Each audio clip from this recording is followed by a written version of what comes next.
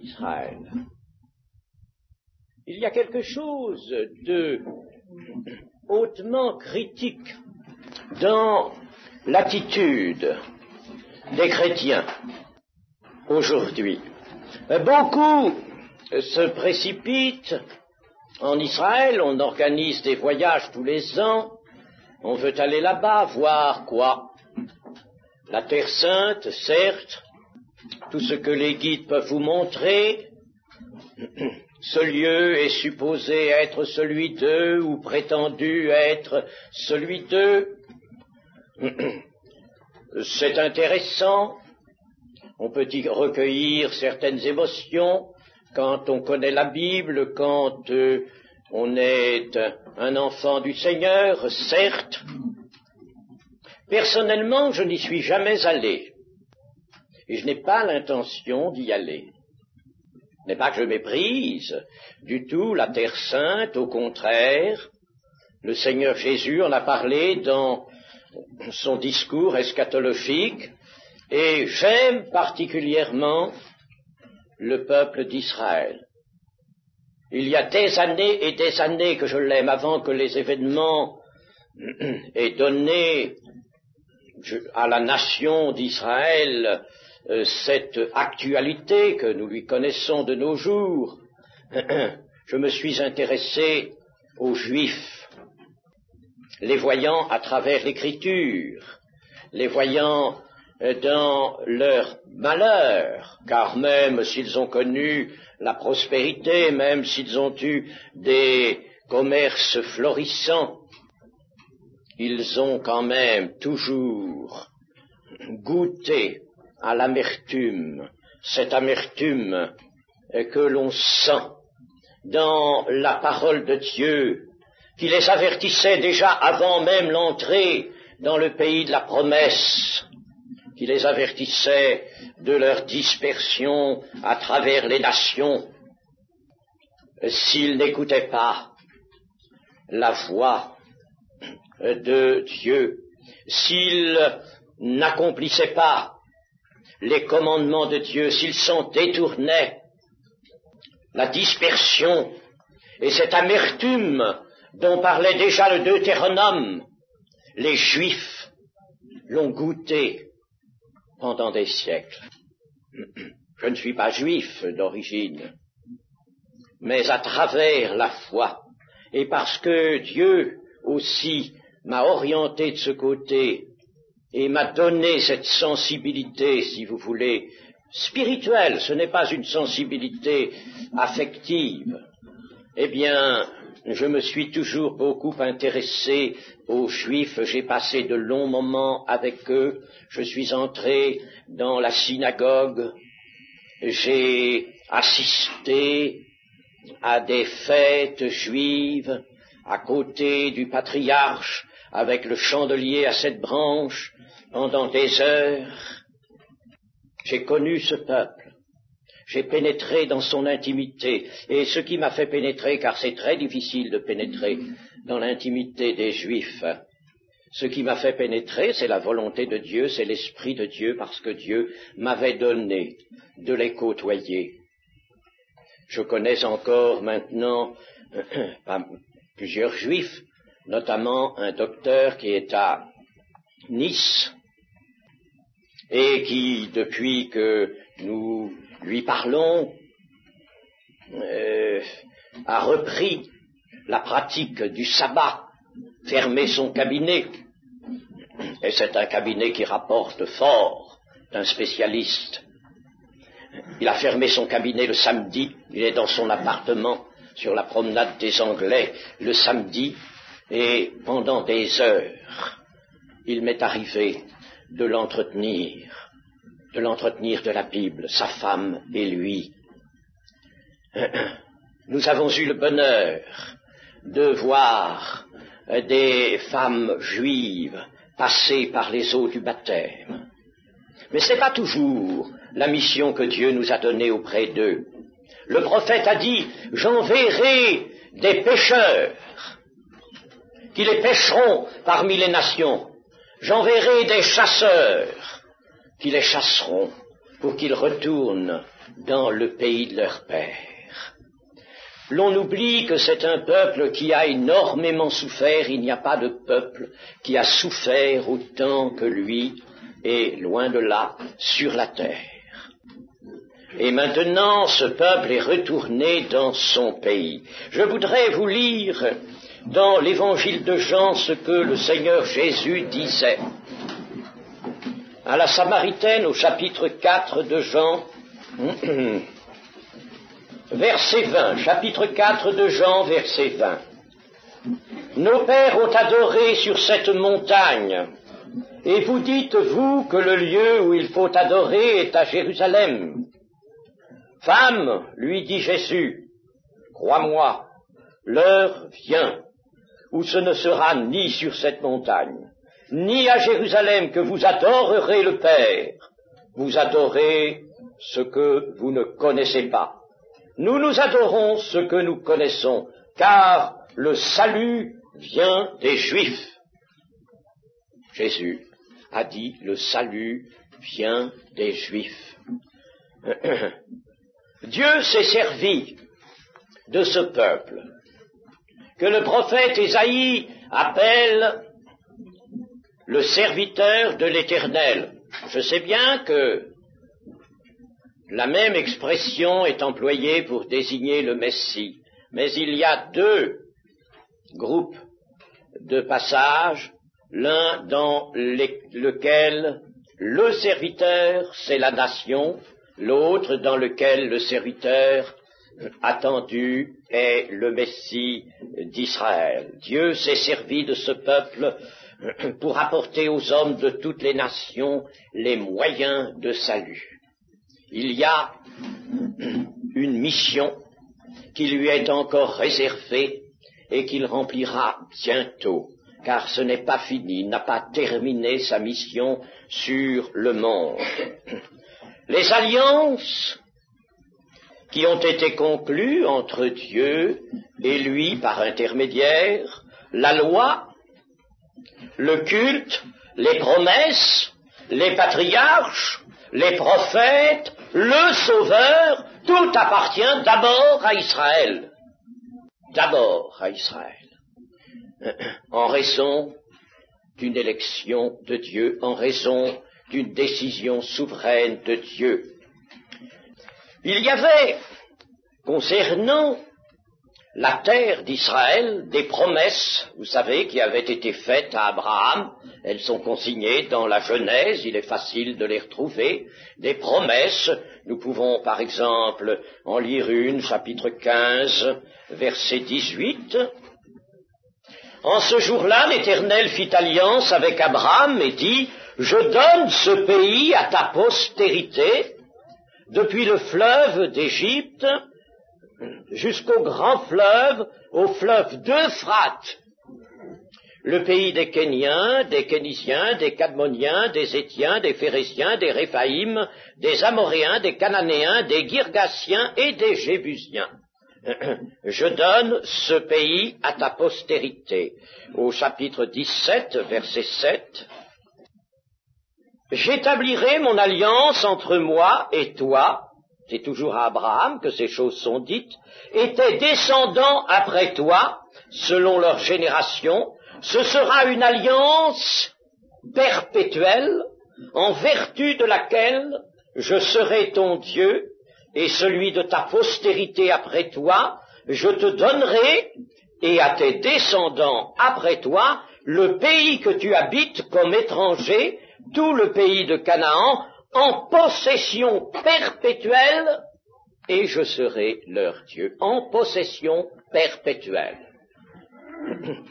Que fait aujourd'hui le concert des nations, la politique mondiale, de vouloir contester cette terre qui est appelée dans plusieurs passages le pays de l'Éternel, de vouloir le contester à un peuple alors que l'Éternel l'a donné à ce peuple.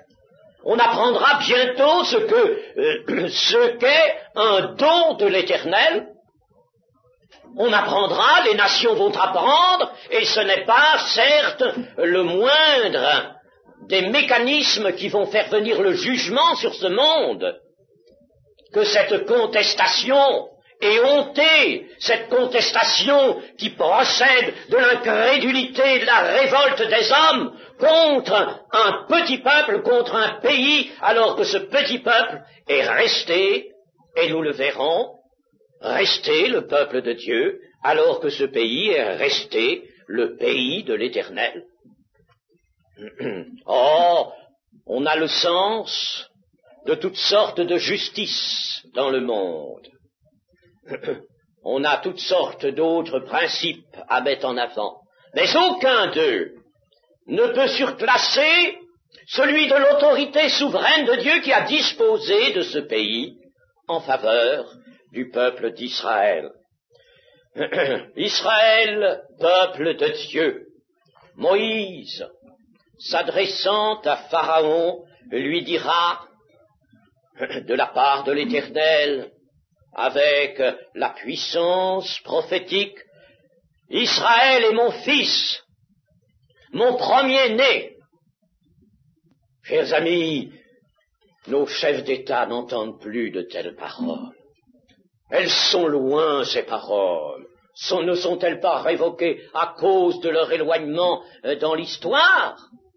Oh, chers amis, je pourrais vous montrer bien des faits qui ont été éloignés pendant des siècles, des paroles qui ont été prononcées et qui semblaient avoir perdu toute puissance de réalisation. Et puis un beau jour, la parole s'est accomplie et le Seigneur Jésus a dit que tout ce qui avait été annoncé, tout ce qui avait été dit, tout ce qui était écrit s'accomplirait. C'est ça la foi d'abord. C'est ça la foi. C'est de croire, c'est d'attendre que la parole de Dieu s'accomplisse. Ce n'est pas d'être intéressé. Ce n'est pas un intérêt intellectuel, un intérêt évasif, un intérêt affectif. C'est de croire et d'attendre que l'accomplissement de Dieu se fasse. Entre Israël et Dieu, la Bible nous montre qu'il y a des relations qui ont été situées à moyen de comparaison, certes, mais de comparaison et qui ont une valeur particulière.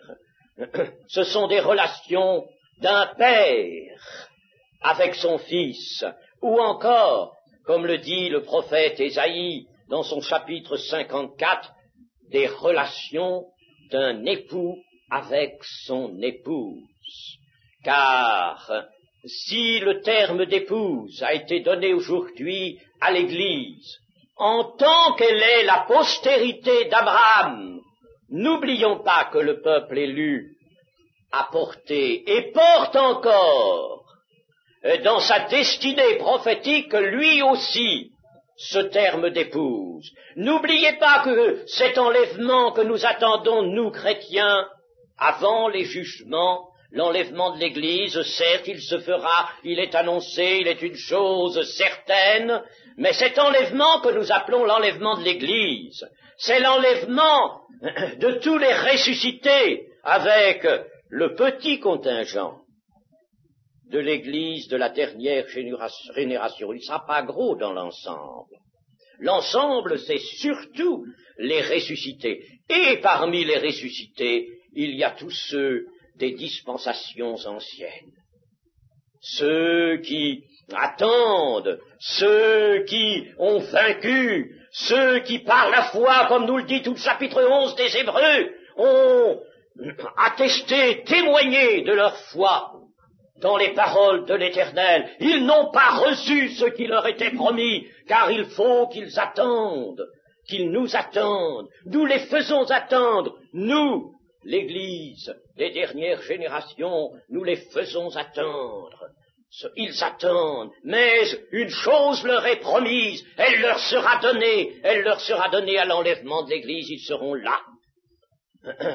Les esprits parvenus à la perfection descendront avec le Seigneur Jésus, il ramènera les esprits au niveau de la terre, car c'est là qu'il faut que la résurrection s'opère, non pas pour retrouver des restes humains dans le sein de la terre, mais parce que c'est là le théâtre où tout doit se dérouler depuis la création jusqu'à la reconstitution de la terre.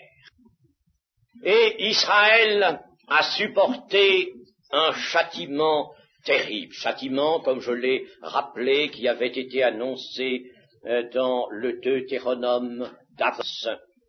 Le châtiment d'Israël que nous appelons maintenant, nous, la diaspora, la dispersion du peuple d'Israël à travers toutes les nations de la terre, la diaspora, car Israël fut souvent infidèle, contredisant, se tournant vers de faux dieux, se compromettant avec les nations païennes d'alentour. Dieu avait averti de façon réitérée, longtemps, par les prophètes, et puis ce fut alors cette chose inouïe, cette chose que personne n'aurait voulu voir et reconnaître auparavant, le rejet du Messie par Israël, le rejet de son Messie. Chose effrayante, épouvantable. Un homme, un juif, un hébreu, comme l'apôtre Paul, en tressaillait. Le rejet, un reste, une fraction importante du peuple d'Israël, à qui appartient les alliances, la loi, le culte, les promesses, et de qui le Sauveur est sorti selon la chair, il est rejeté par ce peuple, le peuple de Dieu. Et pourtant, il avait dit, je suis venu pour les brebis perdues de la maison d'Israël.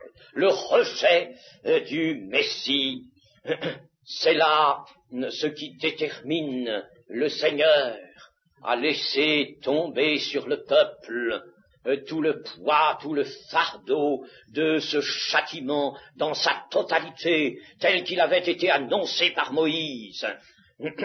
C'est la dispersion, c'est la diaspora. Rappelons-nous ce que disait le Seigneur Jésus-Christ, et vous savez, quand il a prononcé ces paroles, le Seigneur Jésus avait encore dans son cœur, peut-être dans ses yeux même, cette affliction qu'il avait manifestée devant Jérusalem quand il avait dit, Jérusalem, Jérusalem, toi à qui des prophètes ont été envoyés, toi qui tues les prophètes qui te sont envoyés. Combien de fois j'ai voulu rassembler tes enfants comme une poule rassemble ses poussins, et vous ne l'avez pas voulu. Et Jésus avait pleuré sur Jérusalem. Pleuré. Tellement la chose était terrible, tragique. C'était là un effet de la chute qui touchait le Seigneur Jésus plus que toute autre chose. Et voici ce que disait le Seigneur Jésus dans son discours sur les choses de la fin. Ils tomberont sous le tranchant de l'épée, ils seront emmenés captifs parmi toutes les nations. À son tour, Jésus prophétise, et Jérusalem sera foulée aux pieds par les nations jusqu'à ce que les temps des nations soient accomplis. Ils seront emmenés captifs, pas libres, captifs parmi toutes les nations, et Jérusalem, la ville que Dieu a choisie. Nous sommes en train de voir aujourd'hui dans l'étude du prophète Zacharie que Dieu choisit une fois, puis deux fois, puis trois fois même Jérusalem. Il choisit encore Jérusalem. Il vient de choisir encore Jérusalem de notre temps. Il n'y a que quelques années qu'il a choisi encore Jérusalem. Mais, chers amis, le Seigneur avait annoncé cela à ceux qui allaient le rejeter. Le peuple juif était appelé à souffrir. Et je vous le disais tout à l'heure, il a souffert plus qu'aucun autre peuple. Mais le Seigneur avait annoncé aussi qu'il y aurait un rétablissement. Jamais il n'avait dit que la diaspora serait une chose qui se perdrait dans la suite des temps, et que le peuple lui-même, dispersé, serait noyé dans les autres races, dans les autres ethnies, et qu'on n'en parlerait plus. Non, pas du tout. Arriverait un moment où ce peuple serait repris parmi les nations, et ce fut, vous le savez, en 1948, que ce retour et cette reconstitution de la nation juive subitement s'opéra après 1878 années d'éclipse. La nation juive réapparaît là, sur cette terre,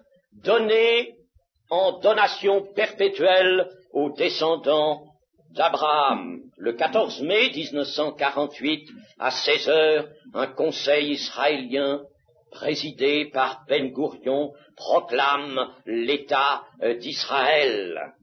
Et, chers amis, c'était là, alors, le grand accomplissement d'une prophétie. L'avez-vous remarqué, cette prophétie, dans le prophète Ésaïe, au chapitre 66? Nous pouvons lire verset 7. Avant d'éprouver les douleurs, elle a enfanté. Avant que les souffrances lui vinssent, elle a donné la naissance à un fils. Qui a jamais entendu pareille chose? Qui a jamais vu rien de pareil? Un pays peut-il naître en un jour? Une nation est-elle enfantée d'un seul coup? En plein travail, Sion a enfanté ses fils. Ouvrirai-je le sein maternel pour ne pas laisser enfanter, dit l'Éternel, moi qui fais naître? Empêcherai-je d'enfanter, dit ton Dieu? Réjouissez-vous avec Jérusalem, faites d'elle le sujet de votre allégresse, vous tous qui l'aimez, tressaillez avec elle de joie, vous tous qui menez deuil sur elle, afin que vous soyez nourris et rassasiés du lait de ses consolations, afin que vous savouriez avec bonheur la plénitude de sa gloire. Car ainsi parle l'Éternel, voici je dirigerai vers elle la paix comme un fleuve et la gloire des nations comme un torrent débordé, et vous serez allaités, vous serez portés sur les bras et caressés sur les genoux, comme un homme que sa mère console. Ainsi je vous consolerai, vous serez consolés dans Jérusalem, vous le verrez, et votre cœur sera dans la joie, et vos os reprendront de la vigueur comme l'herbe. L'Éternel manifestera sa puissance envers ses serviteurs, mais il fera sentir sa colère à ses ennemis. Il s'agit de Jérusalem, il s'agit de son peuple. Et chers amis, voilà ce qu'écrivait, disons, 26 siècles avant nous, 26 siècles c'est quelque chose. Ce qu'écrivait le prophète Ésaïe, un prophète d'Israël. Il annonçait que cette nation réapparaîtrait en un jour tout d'un coup, parce que Dieu la ferait naître. Alors, chers amis, si en 1948, le 14 mai, Ben Gourion a prononcé cette fameuse allocution radiodiffusée qui a remué le monde, c'est parce que d'un seul coup, Dieu enfantait à nouveau une nation naissait, renaissait après 1878 années d'éclipse. Les prophètes avaient annoncé cela d'autres qu'Ésaïe, car il faut bien dire que les prophètes sont abondants, tous veulent participer, tous ont été poussés à participer à l'annonce de ce retour, de ce rétablissement du peuple d'Israël dans son pays, et nous qui assistons à ces choses aujourd'hui, nous serions indifférents?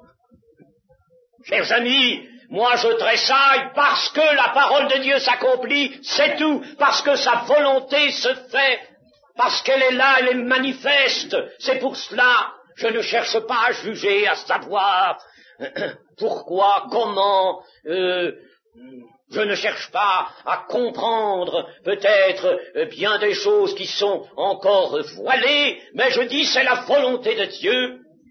Et c'est une chose qui nous émeut jusqu'aux profondeurs de nos entrailles, quand la volonté de Dieu s'accomplit, cette volonté qui a été annoncée d'avance. Chers amis, comment ne pourrions-nous pas tressaillir en esprit?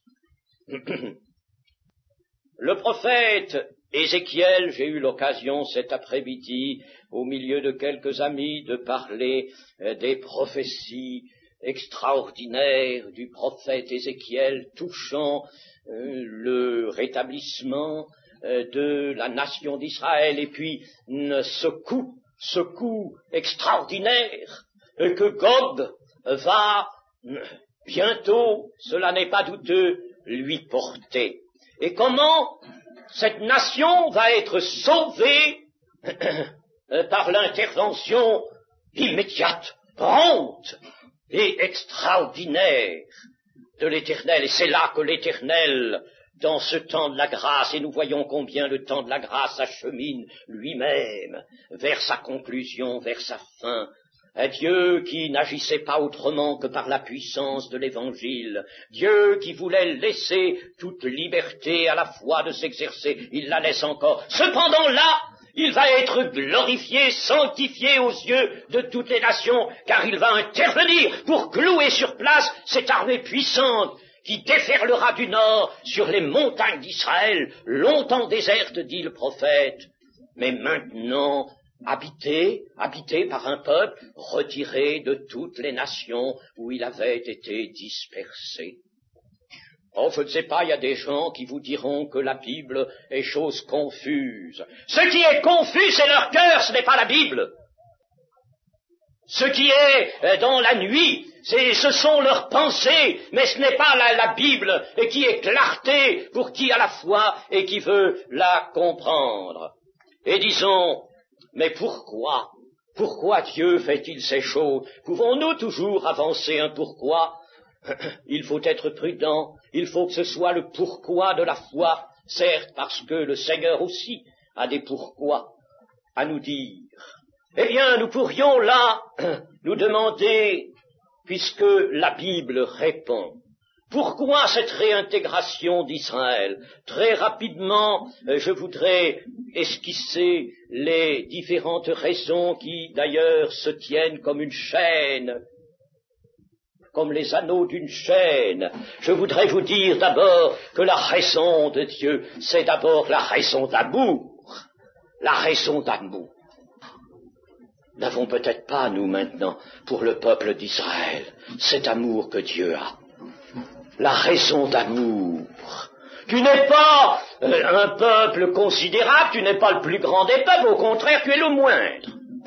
Disait déjà l'Éternel dans le chapitre 7 du Deutéronome, tu es le moindre de tous les peuples.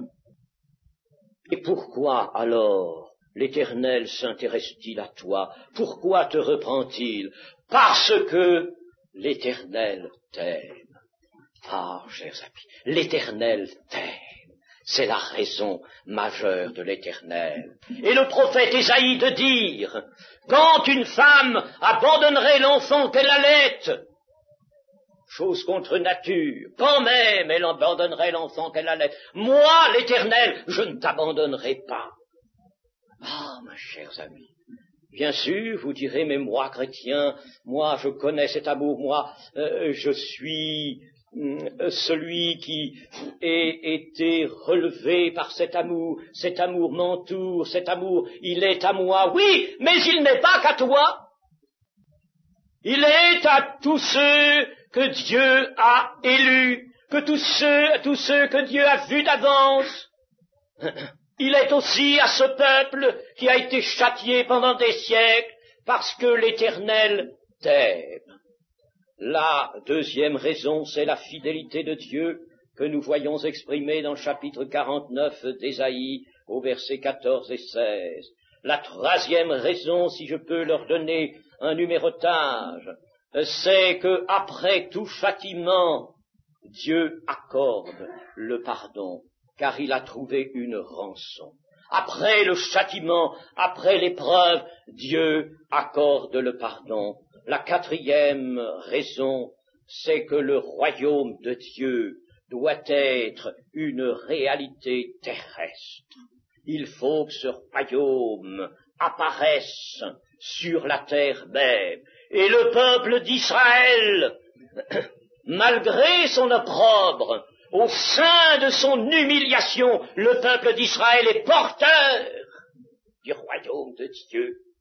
Il lui manque la grâce.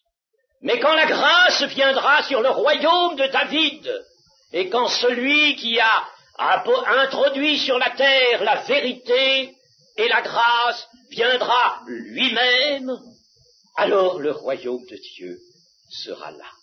Le royaume de Dieu sera là. La cinquième raison, c'est que la mission d'Israël doit reprendre. Comme le disent aussi les prophètes, c'est utile de lire les prophètes, la mission d'Israël doit reprendre. Et Jérémie, visant ce temps où après cette longue dispersion, cette longue diaspora, le peuple juif ne serait réintégré, que dit Jérémie? Alors il dit, l'arche sera remplacée par le trône. Le trône remplacera l'arche. Le trône. L'Éternel sera là sur un trône à Jérusalem, là où était autrefois l'arche. Et enfin, sixième raison, la capitale de la terre sera Jérusalem. Il faut que la ville de Jérusalem, qui est le lieu choisi par l'Éternel, qui est le lieu où l'expiation des péchés du monde entier a été faite, qui est la source de la paix sur la terre, il faut que cette ville de Jérusalem devienne la capitale d'une terre rénovée, d'une terre resplendissante comme celle de la création. Et je pourrais ajouter, si vous voulez, un corollaire à toutes ces raisons que j'ai données, c'est que les peuples auront besoin d'Israël pour approcher le Seigneur. Les prophètes, Ésaïe dans le chapitre 45, Zacharie dans le chapitre 8, Sophonie, chapitre 3, Ésaïe chapitre 2 et d'autres encore nous montrent cela. Les hommes s'accrocheront au basque d'un juif pour aller à Jérusalem, pour s'approcher du Seigneur. Dans la mission des Juifs, il y aura cela. Ils aideront les hommes, ils permettront aux hommes d'aller vers le Seigneur. Quelle mission! Cette mission les attend, chers amis. Tout cela est dans les prophètes, tout cela s'accomplira. Ce peuple qui est aujourd'hui honni, ce peuple qui a contre lui, disons, l'unanimité des nations, si peu de choses. L'amitié américaine même est quelque chose qui n'est peut-être pas tellement ferme aujourd'hui, mais toutes les nations de la terre sont contre lui. Contre lui. Eh bien, toutes les nations de la terre, dès que l'Éternel, dès que Yahvé, dès que cet ange de l'Éternel que nous avons découvert dans le prophète Zacharie sera là, comme il l'a annoncé lui-même, il sera là à Jérusalem au milieu de son peuple, alors les nations auront besoin du peuple juif. Car Jésus s'assiera sur le trône de David son père, il régnera sur la maison de Jacob éternellement, et son règne n'aura point de fin, dit l'évangile de Luc dit cela. Alors, les peuples auront besoin d'Israël. Et je voudrais conclure maintenant. Est-ce normal que toutes les nations de la terre, dans notre actualité, dans ce temps égaré, nous ne sommes pas à un égarement près, tous les égarements sont là sur la terre, tous les aveuglements s'y trouvent. Mais est-ce normal que presque toutes les nations se tournent contre Israël? C'est contre Dieu, c'est contre ses desseins que l'on combat. Or, la volonté de Dieu s'accomplit toujours. Tu les briseras avec une verge de fer comme le vase d'un potier, dit le psaume 2.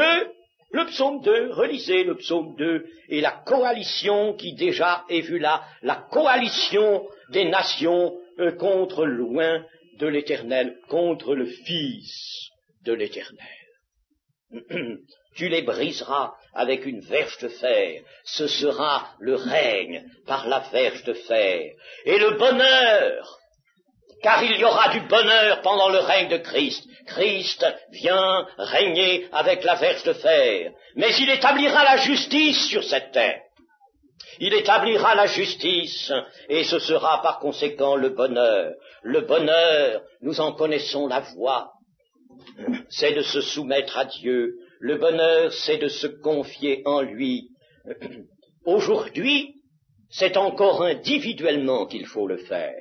Se confier en Jésus-Christ, celui que nous avons appelé l'ange de l'Éternel avant son incarnation, celui qui est Yahvé, celui qui est le Fils. Le bonheur, c'est de se confier en lui individuellement encore aujourd'hui, mais bientôt collectivement.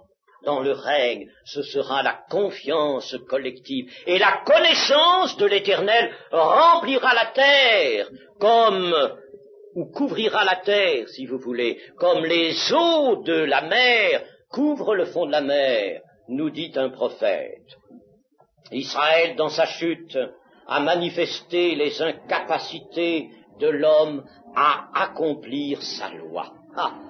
C'est cela, c'est cette vue-là, c'est cette conclusion-là que nous pouvons retirer de la lecture de l'Ancien Testament. Israël n'a pas pu. Il n'a pas pu. Il a manifesté quelque chose, oui, en tant que serviteur de l'Éternel, pourtant placé sous la garde de la loi, il a manifesté les incapacités de la chair, les incapacités de l'homme à accomplir sa loi. Il est passé par la mort. Peuple tout entier, il est passé par la mort, non seulement par la mort du corps, mais relisez le Deutéronome, vous verrez que c'est une mort terrible, profonde, mais il va revivre. Par l'Esprit de Dieu, lisez le chapitre 37 d'Ézéchiel, ces ossements qui ont repris chair, et puis voici que une voix dit au prophète, souffle sur ces ossements c'est toute la maison d'Israël, souffle dessus, et voici que ces ossements reprennent vie, l'Esprit revient en eux. Tout cela s'est dit, et cela avant la guerre de Gog. Le peuple d'Israël a démontré la faillite de toute société humaine, et cela, Dieu le voulait, et cela c'était aussi un service rendu à l'Éternel. La faillite de toute société humaine. Il faut perdre tout espoir en l'efficacité de l'effort humain, mais l'alliance ancienne a été remplacée maintenant par la nouvelle. Et dans la nouvelle alliance, ce n'est plus la loi qui est là, ce n'est plus la loi qui exerce son ministère, c'est un autre ministère que Paul appelle le ministère de la justice. L'autre, c'était le ministère de la condamnation, le ministère de la mort. Aujourd'hui, le ministère de la justice, qui est bien plus glorieux que l'autre, dit l'apôtre Paul, car ce ministère, c'est Christ en nous, Christ en vous, l'espérance de la gloire. Amen. Amen.